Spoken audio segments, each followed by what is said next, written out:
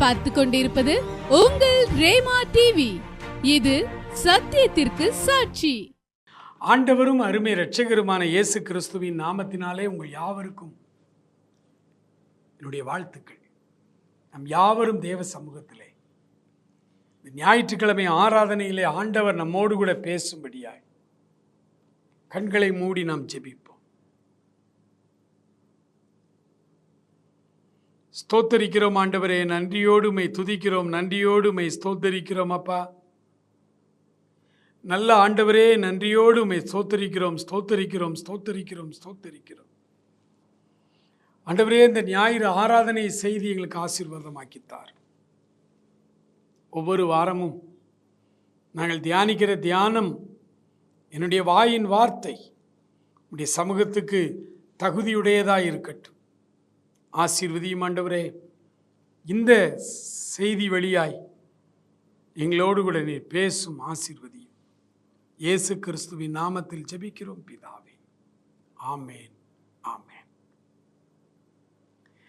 இந்த நாளிலே நம்ம தியானிக்கும்படியாக திருச்சபையிலே நம்ம கொடுத்திருக்கிற தலைப்பு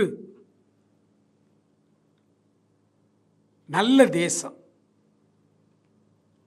ஆண்டவர் நம்ம கொடுத்திருக்கிற இந்த நல்ல தேசம், இது ஆகஸ்ட் மாதம், இந்தியாவுக்கு சுதந்திரம் வந்த மாதம். ஆகஸ்ட் 15ஆம் தேதி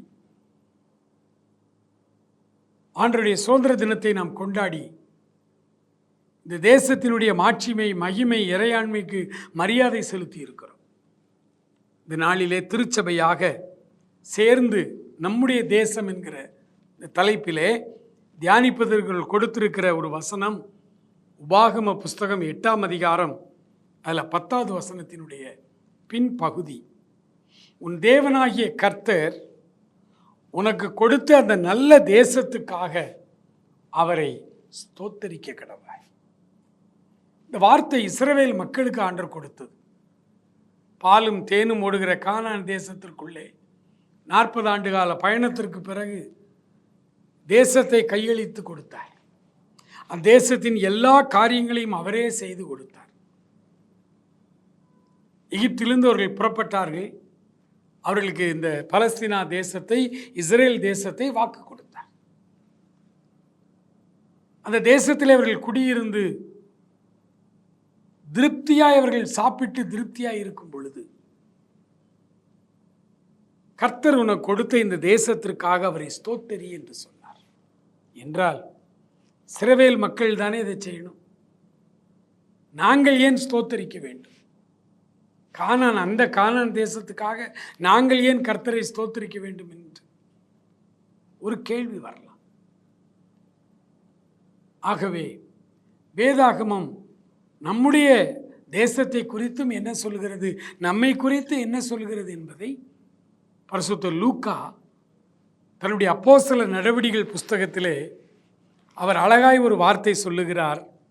17ஆம் அதிகாரம், அப்போஸ்தலர் 17ஆம் அதிகாரம் 26வது வசனத்தை உங்களுக்காக நான் வாசிக்கிறேன்.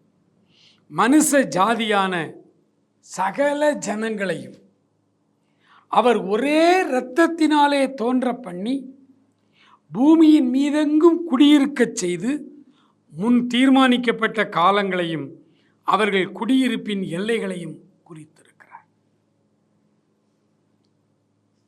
நான் எந்த தேசத்திலே பிறக்க வேண்டும், எந்த ஊரிலே நான் வசிக்க வேண்டும், எங்கே நான் வீடு கட்டி நான் இருக்க வேண்டும் என்கிற எல்லை முதற்கொண்டு அவர் குறித்து வைத்திருக்கிறார். நான் பிறப்பதற்கு முன்பே என்னை இந்தியனாக, தமிழனாக அவர் பார்த்தார். பவுல் அப்போஸ்தலர் அழகா சொல்றார் ரோமர்ல, உலக தோற்றத்திற்கு முன்னே அவருடைய கண்கள் என்னை கண்டது. அப்ப நான் எந்த தேசத்தில் குடியிருக்க வேண்டும் என்று ஆண்டவர் என்னை வைத்திருக்கிறார் என்றால், இந்த இந்திய தேசத்திற்காக நான் கர்த்தரை ஸ்தோத்திரிக்க கடமைப்பட்டிருக்கிறேன். இது நல்ல தேசம். இந்த ஆண்டவர் எனக்கு கையளித்த தேசம். இந்த நல்ல தேசத்திற்காக நான் ஆண்டவரை அதிகமாய் துதிக்க வேண்டும். உங்களுக்கு தெரிந்திருக்கும், ஆண்டவர் நம்ம கொடுத்த ஊழியர் ரேமா இவாஞ்சலிக்கல் மிஷன் என்கிற நம்முடைய ஊழியத்திற்கு அவர் கொடுத்த லோகோவில் 2 வார்த்தைகள் இருக்கும். இந்தியாவை நேசி, இந்தியாவுக்காக ஜெபி. Love India, pray for India. இதெல்லாம் ஆண்டவர் நம்ம கொடுத்த ஊழியம். இந்த நல்ல தேசத்திற்காக நாம் ஜெபிக்க வேண்டும். ஆண்டவர் கொடுத்த ஒரு அருமையான தேசம் இது. உலகெங்கிலும் பல நாடுகள் இருக்கலாம். எல்லா நாடுகளையும் விட விசேஷமாய் அத்தனை உலக மக்களும் ஆச்சரியப்படுகிற தேசம் இந்திய தேசம். ஒருவேளை இந்தியாவில் இருக்கிறவர்கள் இந்தியாவை மட்டமாக நினைக்கலாம். ஆனால் இந்தியாவை விட்டு நம்ம வெளியில் போனால் வெளிநாடுகளில் உள்ளவர்கள் இந்தியாவை எவ்வளவு நேசிக்கிறார்கள் தெரியுமா? இந்த இந்தியாவுக்காக நான் கடவுளை துதிக்க வேண்டும். அது என்மேல் விழுந்த கடமை. ஏன்னா இது ஒரு நல்ல தேசம். பாரத தேசம் பழம்பெரும் தேசம். நீரதன் புதல்வர் இந்நினைவு அகற்றாதீர் என்று நம்முடைய புலவர்களிலே ஒருவர் எழுதியிருக்கிறார். ஆம், எனக்கு அன்பானவர்களே, இந்த தேசம் செழிப்பான தேசம். இந்த தேசம் ஆசீர்வாதமான தேசம். தேசத்தில் எல்லா இயற்கை வளங்களும் நிறைந்த தேசம் இந்தியா. இந்தியா 18ஆம் நூற்றாண்டின் பிற்பகுதியிலே அமெரிக்கா வெளிநாடுகளிலிருந்து வந்தவர்கள் அவர் எழுதி வைத்தது richest country in India. Richest கண்ட்ரியாக தான் நம்ம கண்ட்ரி இருந்துச்சு. ஆனால் நம்முடைய தேச சுதந்திரமானதிலிருந்து இன்று வரை நம்முடைய ஆட்சியாளர்களுடைய மனோபாவம் சரியில்லை. ஆகவே நம்முடைய தேசம் வலிமை குன்றி இருப்பது போல இருக்கிறது. ஆனால் வலிமையான தேசம் நம்முடைய தேசம். இந்த தேசத்தை குறித்து அநேக புலவர்கள் பாடல்கள் பாடியிருக்கிறார்கள். அதில் எனக்கு மிகவும் மாணவர் பருவத்திலிருந்தே எனக்கு மிகவும் பிடித்த ஒரு பாடல், 30 கோடி முகமுடைய ஆள், உயிர் மெய்யம்புற ஒன்றுடைய ஆள், இவள் செப்பு மொழி 18 ஆள், எனினும் சிந்தனை ஒன்றுடையாள். நம்முடைய தேசத்தினுடைய வலிமை என்ன தெரியுமா? யூனிட்டி இன் டைவர்சிட்டி. உலகில் வேறு எந்த நாட்டிலும் உலகின் வேறு எந்த தேசத்திலும் இல்லாத ஒரு பண்பு யூனிட்டி இன் டைவர்சிட்டி. இத்தனை மொழிகள், இத்தனை மதங்கள், இத்தனை நிறங்கள், இத்தனை கலாச்சாரங்கள், இவ்வளவு வேறு வேறு வித்தியாசமாய் நாம் இருந்தாலும் இன்றைக்கு 130 கோடி மக்களும் நாம் இந்தியர் என்கிற வார்த்தையிலே ஒன்றுபட்டு நிற்கிறோம். திராவிடர்களாய். ஆரிய கலாச்சாரம் அல்ல நம்முடைய தேசத்தின் கலாச்சாரம். நம்முடைய தேசத்தின் கலாச்சாரம் திராவிட கலாச்சாரம்.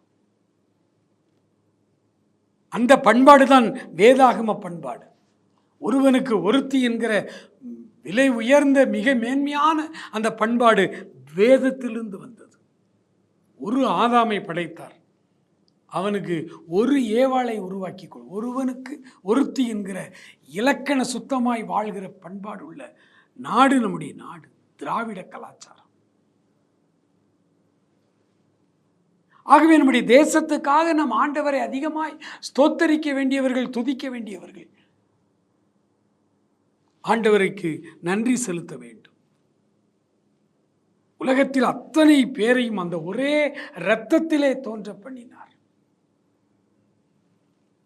எனக்கு ஏ குரூப் ரத்தம் இருக்கு அப்படின்னா இந்த இரத்தத்தை எடுத்து உலகத்தின் எந்த மனிதனுக்கு செலுத்தலாம். ஒருவேளை ஆரிய இனத்தைச் சேர்ந்த ஒருவன் நம்முடைய தமிழ்நாட்டில் ஒரு ரோடு ஆக்சிடென்ட்ல மாட்டிக்கிட்டான்னு வச்சுடுங்க, அவனுக்கு ரத்தம் ஏற்றணும், 2 பாட்டில் ரத்தம் வேணும். டாக்டர் சொல்றாங்க, என்ன ரத்தம்னு கேட்குறேன், ஏ குரூப் ரத்தம் தான், என் ரத்தத்தை எடுத்துக்கன்னு சொல்கிறேன். என் ரத்தத்தை எடுத்து அந்த ஆரியனுக்கு செலுத்து. அந்த ஆரியனுடைய உடல், இந்த ரத்தத்தை நான் ஏற்க முடியாது. இது திராவிடனுடைய ரத்தம், இது கருப்பனுடைய ரத்தம். நாங்கள் ஆரியர்கள் மூளை வலிமை மிக்கவர்கள், அறிவிலே சிறந்தவர்கள், ஆற்றலிலே சிறந்தவர்கள், நாங்கள் ஹை காஸ்ட், இந்த ரத்தம் எனக்கு சேராது, இந்த ரத்தம் எனக்கு வேண்டாம் என்று சொல்வதில்லையே. உயிர் போகும் தருவாயிலே யார் ரத்தமாயிருந்தால் என்ன? ஆகவேதான் வேதம் சொல்லுகிறது, படைத்த இறைவன் ஒருவர் மனுஷ ஜாதியான சகல ஜனங்களையும் அவர் ஒரே இரத்தத்தில் தோன்ற பண்ணி. ஆகவே குடியிருப்பின் எல்லைகளை அவர் தீர்மானித்திருக்கிறபடியினால் அவருடைய தீர்மானத்தின் அடிப்படையில் நான் இந்தியனாய் பிறந்திருக்கிறேன். இந்தியாவை நேசிக்கிறேன். இந்தியாவை நான் நேசிக்கிற நான், நமது தேசம் என்று உரிமை கொண்டாடுகிற நான், இந்த தேசத்துக்காய் நான் என்ன செய்ய வேண்டும்? முதலாவது, இந்த தேசத்துக்காக நாம் ஜெபிக்க வேண்டும். இந்த தேசத்தின் நன்மைகளுக்காக, இந்த தேசத்தின் ஆசீர்வாதத்திற்காக, இந்த தேசத்தின் சகலவிதமான காரியங்களுக்காக நான் ஜெபிக்க கடமைப்பட்டிருக்கிறேன்.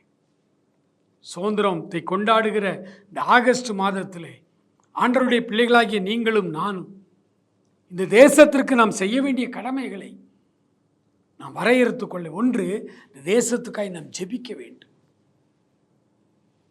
இந்த தேசம் சுபிட்சமாக இருக்கணும்னா நம்ம ஜெபிக்கணும். இந்த தேசம் இன்னைக்கு சரியில்லை, தேசத்தின் ஆட்சியாளர்கள் சரியில்லை, இந்த தேசத்தில் பல பிரச்சனைகள் இருக்குன்னா அதற்கு காரணம் கிறிஸ்தவர்கள் தான், திருச்சபை தான். திருச்சபை ஜெபிக்கல, கிறிஸ்தவர்கள் தேசத்தை நேசிக்கல. 1 ராஜாக்களின் புஸ்தகம் 17ஆம் அதிகாரம் 1 வசனம் சொல்லுகிறது, கிலெயாத்தின் குடிகளிலே திஸ்பியனாகி எலியா ஆகாப் ராஜாவை நோக்கி, என் வார்த்தையின்படியே அன்றி இந்த வருஷத்தில் தேசத்தில் மழையும் பனியும் பெய்யாதிருக்கும் என்று ஜீவனுள்ள தேவனுக்கு முன்பாக நிற்கிற நான் சொல்கிறதாவது. ஆண்டவருடைய சமூகத்துக்கு முன்பாக நின்று ஜெபிக்கிற எலியாவுக்கு இந்த தேசத்தினுடைய இயற்கையே கட்டுப்பட்டிருக்கிறது என்றால், இந்த தேசத்தின் பஞ்சம் வந்தால் அது காரணம் நான். தேசத்திலே வரிகளுக்கு மேல் வரிகளை போட்டு ஏழைகளுடைய ரத்தத்தை உறிஞ்சுகிறார்கள் என்றால் அதற்கு காரணம் நான். ஜெபிக்கல. தேவன் இந்த தேசத்தை ஏன் இவர்கள் கையிலே ஒப்பு கொடுத்தார் தெரியல. ஒன்று தெரிகிறது, திருச்சபை பாவம் செய்கிறது. திருச்சபை என்றால் கிறிஸ்தவர்கள் ரட்சிப்பின் வழியிலே நடக்கல, ஆண்டவருக்கு உகந்தவர்களா இல்லை. கர்த்தர் தேசத்தை தேவையில்லாதவர்களுக்கு, எதிரிகள் கையிலே கொடுக்கிறார். அவர்கள் ஆலயங்களை உடைக்கிறார்கள், மிஷனரிகளை கொல்லுகிறார்கள், ஊழியங்களை தடுக்கிறார்கள், கிராமங்களுக்குள்ளே வராதே என்று சொல்லுகிறார்கள். இந்த தேசத்தின் அரசியல் அமைப்பு அடிப்படை சட்டம் சொல்லுகிறது, எந்த மதத்தையும் நாம் பின்பற்றலாம். நாம் விரும்பி பின்பற்றுகிற எந்த மதத்தையும் மக்களுக்கு நடுவிலே பிரபகண்டா பண்ணலாம், சுவிசேஷம் அறிவிக்கலாம், எந்த தெருவிலும் நின்று ஆண்டவருடைய அன்பை சொல்லலாம். இந்த அரசியல் சட்டத்துக்கு எதிராகவே இன்றைக்கு பல காவல்துறை அதிகாரிகள் கிராமங்களிலே ஊழியம் செய்கிற ஊழியர்களை தடுக்கிறதை பார்க்கிறோம். அதற்கு அவர்கள் சொல்லுகிற, காவல்துறை சொல்லுகிற ஒரு அழகான காரியம், நீங்க இப்படி பண்ணுனா சட்டம் ஒழுங்கு கெட்டு போயிடும். அந்த அளவுக்கு எதிரிகள் சூழ்ச்சி செய்து வைத்திருக்கிறார். அப்படியானால் இன்றைக்கு கிராமங்களிலே ஊழியம் செய்ய முடியாதபடி தடைகளும் எதிரிகளும் பெருகி இருக்கிறார்கள் என்றால் அதற்கு காரணம் கிறிஸ்தவ திருச்சபைகள், கிறிஸ்தவர்கள், கிறிஸ்தவ ஊழியங்கள், கிறிஸ்தவ ஊழியக்காரர்கள். தாவீது சிறுவனாய் இருந்தார், ஆடுகளை மேய்த்து கொண்டிருந்தார். அவருடைய அண்ணன்மார் 7 பேர் இராணுவத்தில் வேலை செய்தார்கள், திடகாத்திரமானவர்கள். ஆனால் இவனா இளைஞன், சிறுவன், அழகிய ரூபம் உள்ளவன். ஆனால் ஆண்டவர் தாவீதை தெரிந்தெடுத்தார் ராஜாவாய். காரணம் என்ன தெரியுமா? ஒருமுறை ஒரு சிங்கம் வந்தது, ஒருமுறை ஒரு கரடி வந்தது, ஒரு ஆட்டுக்குட்டியை தூக்கி கொண்டு போனது. இளைஞனாய் சிறுவனாய் இருந்தாலும் தைரியமாய் போய் சிங்கத்தின் வாயை கிழித்து ஆட்டுக்குட்டியை மீட்டு கொண்டார். கரடியின் வாயை கிழித்து ஆட்டுக்குட்டியை மீட்டு கொண்டார். ஆண்டவர் பார்த்தார். தன் ஆடுகளுக்காக தன் உயிரையே தியாகம் செய்ய ஒரு மனிதன் இருக்க, இவன்தான் தேசத்தின் ராஜாவாய் வர முடியும்.